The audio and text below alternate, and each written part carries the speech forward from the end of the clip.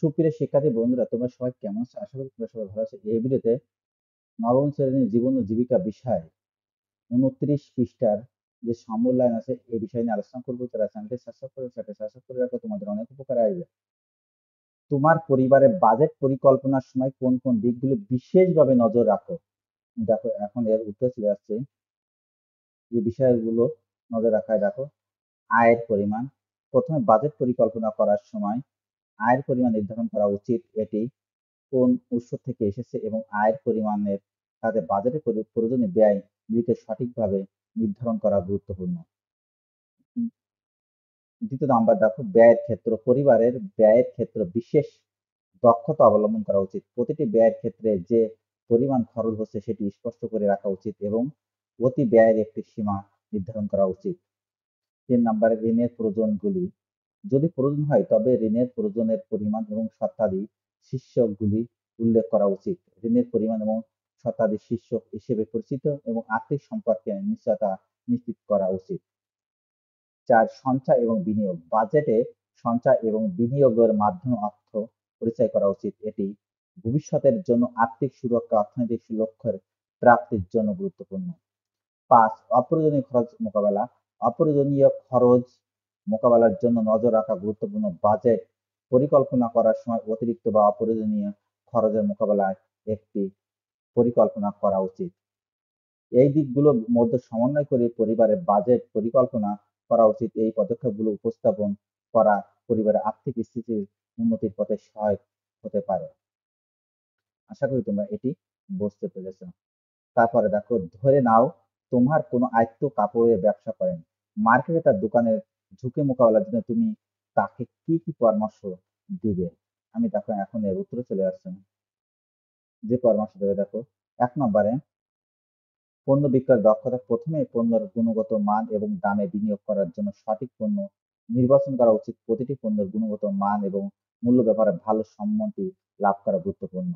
দ্বিতীয় নাম্বার, বাজার গবেষণা। বাজারের পরিস্থিতি এবং প্রতিশ্রুতিগুলোর উপর নজর দিতে হবে। কোনো নতুন প্রতিযোগিতামূলক বা অপ্রিয় বাজার অবস্থা হতে পারে, তাই এটি গুরুত্বপূর্ণ যে আপনি এই পরিস্থিতি প্রস্তুত করতে থাকেন। তৃতীয় নম্বরে ফাইন্যান্সিয়াল পরিস্থিতি। আত্মীয়দের দোকানে প্রারম্ভিক অর্থ আর ঋণের পরিচিতি এবং নির্ধারিত করা উচিত। অন্যথায় অর্থনৈতিক সমস্যা হতে পারে এবং ব্যবসা প্রস্থানের ঝুঁকি বেড়ে যেতে পারে। 4, মার্কেটিং প্রচার। অনলাইন এবং অফলাইন প্ল্যাটফর্মে সঠিক মার্কেটিং প্রচার পরিচালনা করা গুরুত্বপূর্ণ।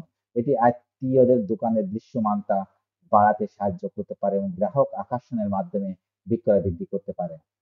5 নম্বর, কার্যত এবং সঠিক ব্যবস্থাপনা। দোকানের কার্যত তথ্য এবং সঠিক ব্যবস্থাপনা খুবই গুরুত্বপূর্ণ। সঠিক ব্যবস্থাপনার সাহায্য করতে পারে দোকানের সমস্যার সমাধান করতে এবং প্রারম্ভিক ব্যাপারে সাফল্য প্রাপ্তি করতে। এই পরামর্শগুলো অনুসরণ করা যেতে পারে এবং আত্মীয়দের দোকানের ঝুঁকি মোকাবেলার জন্য উপকারী হতে পারে। এগুলো সাহায্য করতে পারে দোকানের ব্যবসা প্রস্থানে সফলতা অর্জন করার জন্য। আশা করি তোমরা এটি বুঝতে পেরেছো। তারপর দেখো, এই অধ্যায়ে নতুন যা শিখেছি। আমি দেখো এখন এর উত্তরে চলে আসে। এই অধ্যায়ে যে নতুনগুলো আমি বিষয়গুলো শিখেছি দেখো, আর্থিক পরিচয়। আর্থিক ভাবনা তোমাকে তোমার ব্যক্তিগত আর্থিক স্থিতির সম্পর্কে ধারণা দেবে। তুমি কতটা আয় করো এবং কতটা ব্যয় করো তা নির্ধারণ করা এবং আর্থিক সংস্থানে বিশেষ কাজ পূর্ণ করে এটি নির্ধারণ করতে সাহায্য করে। দ্বিতীয় নম্বর, বাজেটিং। আর্থিক ভাবনা তোমাকে বাজেটিং করার মাধ্যমে তোমার আয় এবং ব্যয়ের সাথে সম্পর্কে বেশি ধারণা দেবে। এটি তোমাকে তোমার অর্থ নিয়ন্ত্রণে সাহায্য করতে পারে এবং আর্থিক লক্ষ্যগুলি সাধারণ করতে সাহায্য করতে পারে। 3, নিরাপত্তা সঞ্চয় বিনিয়োগ। আর্থিক ভাবনা তোমাকে নিরাপত্তা সঞ্চয় বিনিয়োগের জন্য মৌলিক ধারণা প্রদান করতে সাহায্য করবে। এটি তোমার ভবিষ্যতে আর্থিক সুরক্ষা, আর্থিক লাভের পরিকল্পনার জন্য গুরুত্বপূর্ণ। 4, ঋণ এবং ক্রেডিট ম্যানেজমেন্ট। আর্থিক ভাবনা আপনাকে ঋণ দিতে এবং ক্রেডিট ম্যানেজমেন্ট করার জন্য উপকারী ধারণা প্রদান করতে পারে। এটি তোমার ক্রেডিট স্কোর বৃদ্ধি করতে পারে, আর্থিক প্রতিষ্ঠানের সাথে ভালো সম্পর্ক স্থাপনে সাহায্য করতে পারে।